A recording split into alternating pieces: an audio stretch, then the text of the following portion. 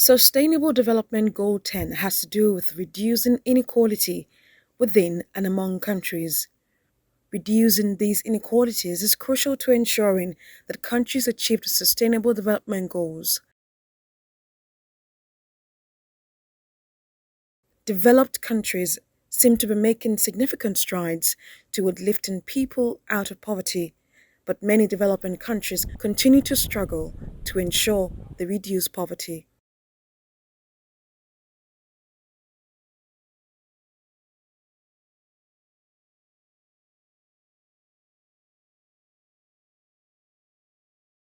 Nigeria is blessed with an abundance of natural resources, but extreme inequality has reached alarming levels despite the fact that it remains Africa's largest economy.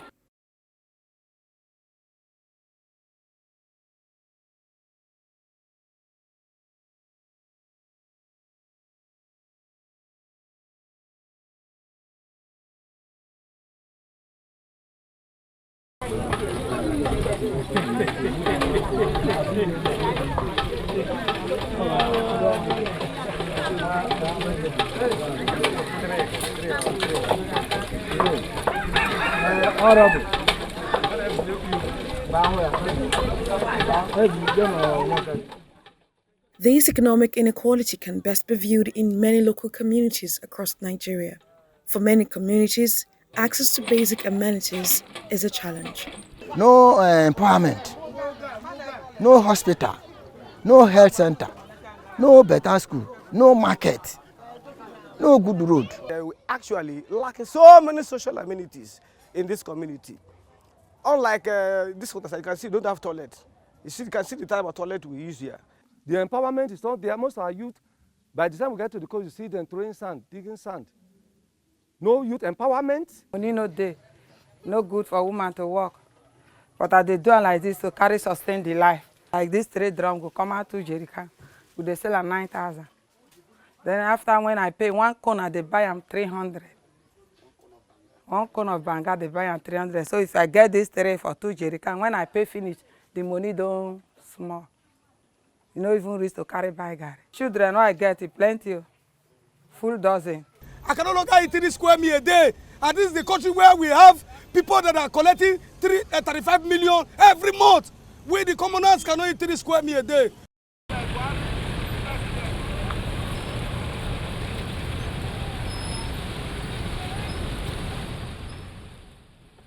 Back in the year 2019, an international development organization, Oxfam, warned that the challenge of inequality is at crisis levels in Nigeria and other parts of West Africa.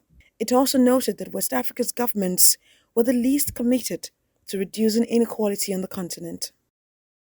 In its latest report titled The West Africa Inequality Crisis, Fighting Austerity and the Pandemic, Oxfam noted that the COVID-19 pandemic has worsened the depth of inequality on the continent. It, however, says the pandemic offers West African governments a once-in-a-generation opportunity to invest heavily in inequality-busting policies by boosting public spending, especially in healthcare, education, social protection, making tax systems more progressive, among others.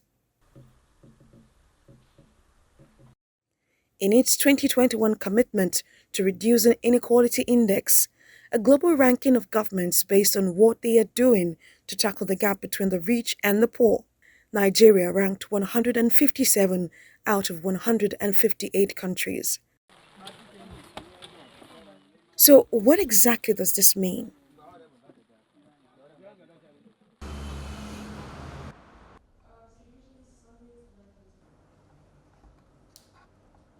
Dr. Vincent Ahonsi is the country director of Oxfam in Nigeria, and he says that the inequality situation is dire. We are particularly interested in how we can reduce inequality between the rich and the poor. How can we bring the voices of the marginalized and the indigenous communities to play on the table? How can we listen to them? How can we hear their voice? How can we empower them? The gap between the rich and the poor is too wide.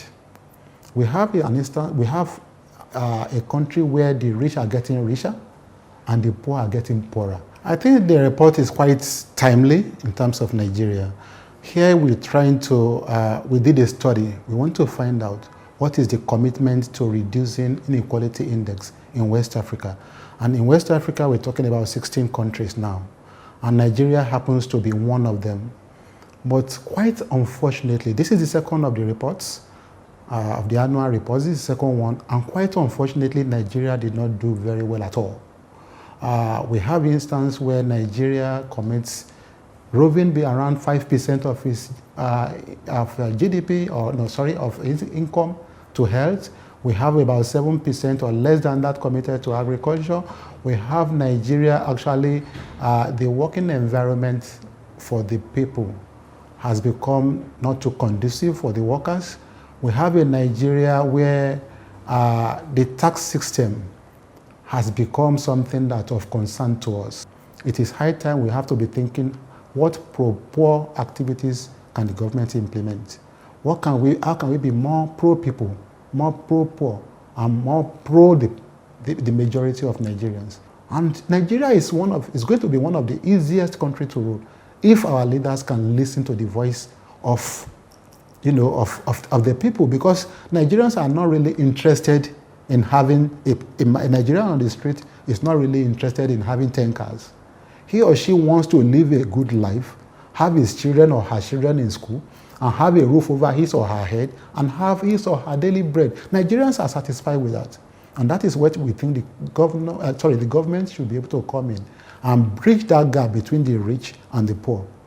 Right? And the government should be accountable to the people, and the government should allow the people to have a voice. And not only that, we want more inclusion. The government should be more inclusive in its idea generation and its implementation of its programs.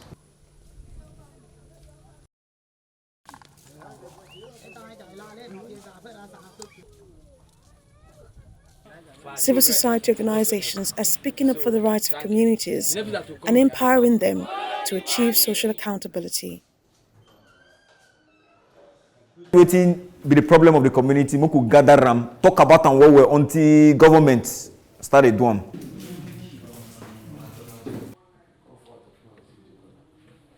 In 2010, there was lead poison outbreak in Zamfara state that had killed over 400 children as reported. In 2012, I was struggling to get information from government and international partners on what has happened. So I took a trip, a very risky and dangerous trip from Abuja to Bagega community. I found out that over 700 children had died, so it was underreported. 2, I found out that due to illegal mining practices of gold using lead, their environment and water has been contaminated, and 1,500 children were very sick and at the verge of losing their life. And in less than 48 hours after leading a campaign with the hashtag Save Bagega, the then President Goodluck Jonathan, approved and released a sum of $5.3 million. And this was how Follow the Money started, as an initiative running grassroots campaign across communities.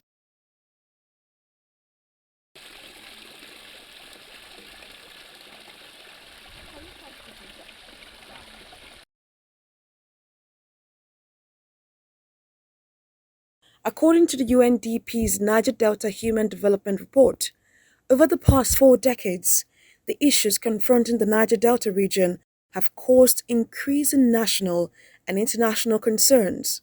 The region produces immense oil wealth and has become the engine of Nigeria's economy. But it also presents a paradox, because these vast revenues have barely touched the Niger Delta's own pervasive local poverty.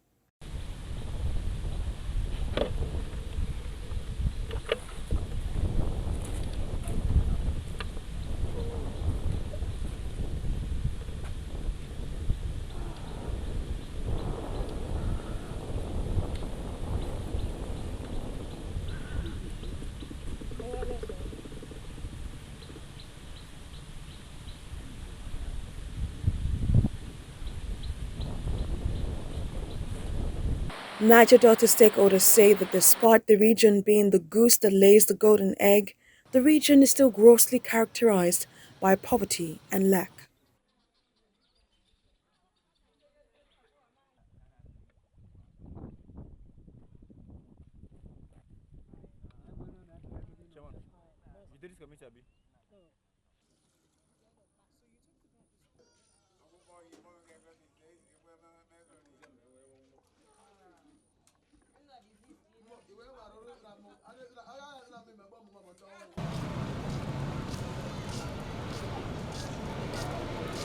Pollution, gas flaring, water issues, access to health care, loss of marine life and livelihoods, lack of basic amenities, oil pollution, gas flares, among other problems abound. All this oil don't spoil all things where we plant. This thing don't take over our sugarcane, our plantain, our cassava, everything where we plant, sweet potato, granite, cocoyam, everything this thing don't so come. Now this water where this thing they spoil, now we they bath. Now that one we they take cook too, and when we they carry this thing go cook, it go give us sickness. When we go to river, we know they see fish they kill again because of the leakage of the crude oil. Fish go they float. We go just see fish they float. The fish where we supposed to kill them we don't die.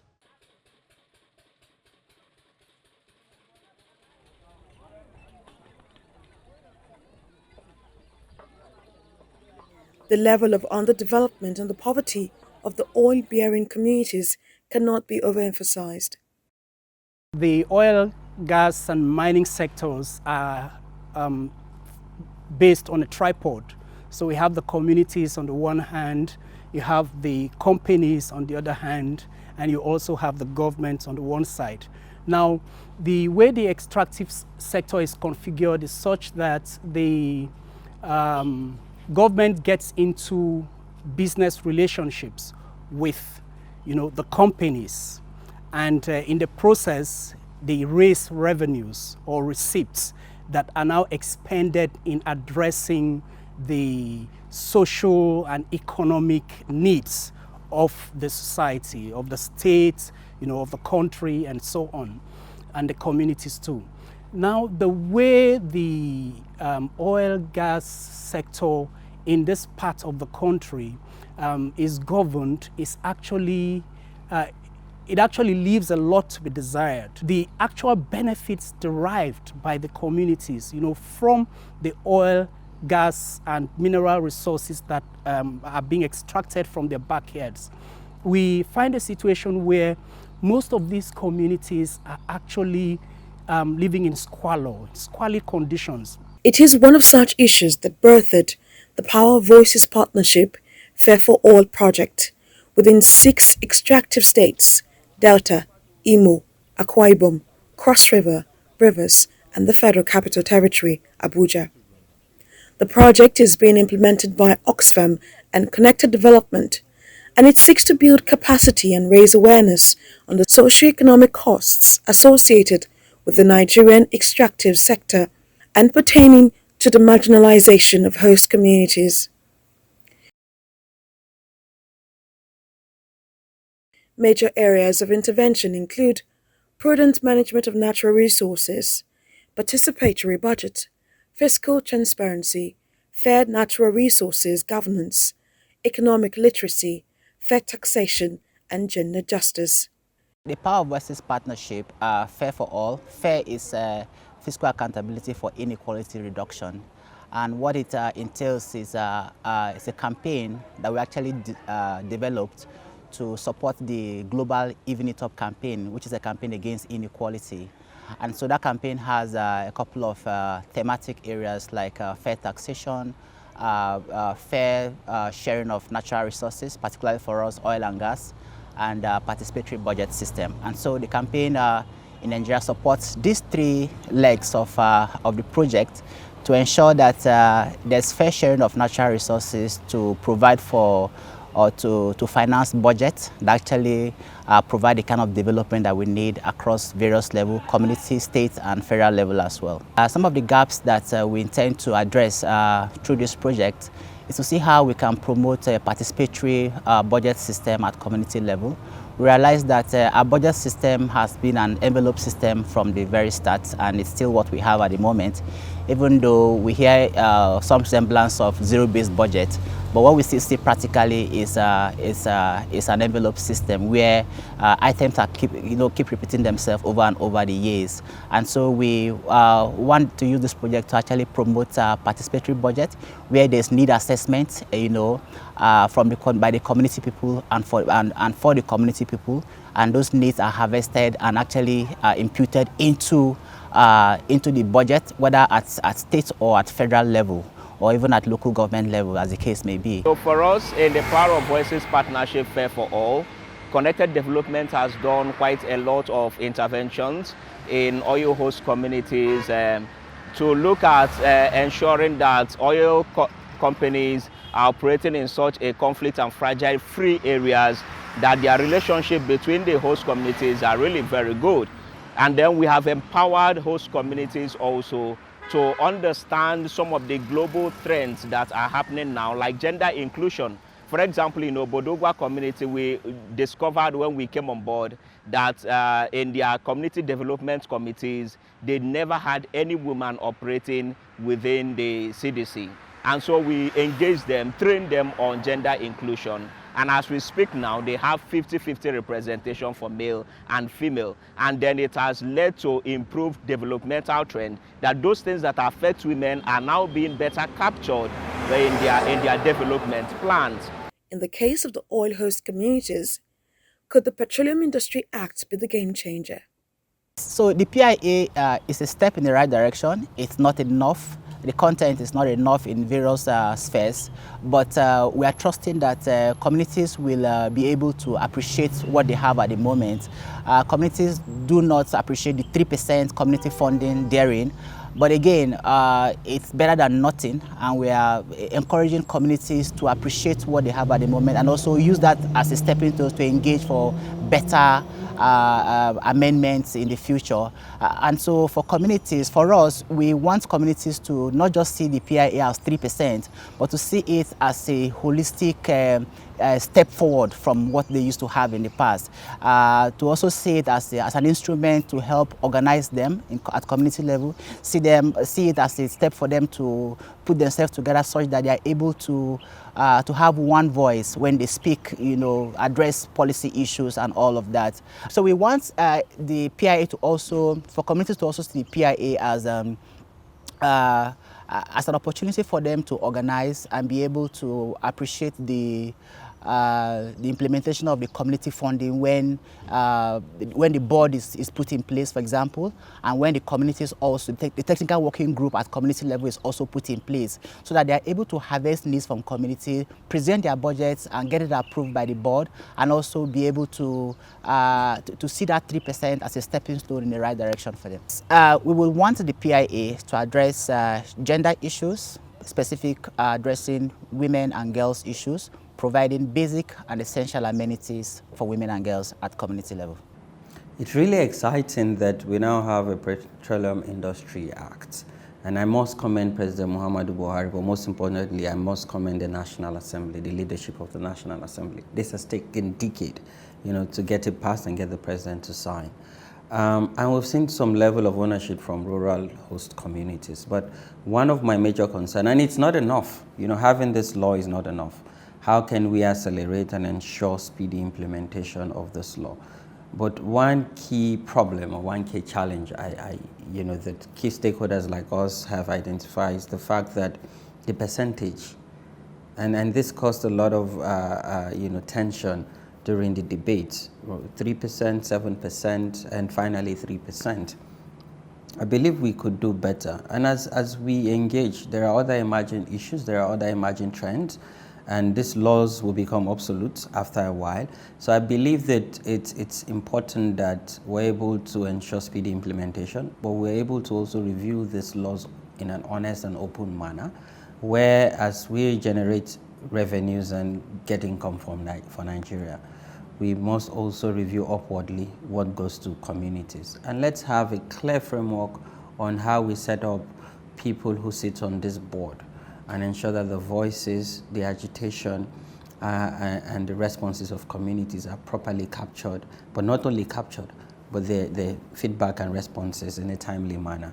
But I I'm excited that this PIA has shown the world that Nigeria is serious to regulate and the upstream and downstream sector. It's important for the communities to be aware of what is going to happen in their environment.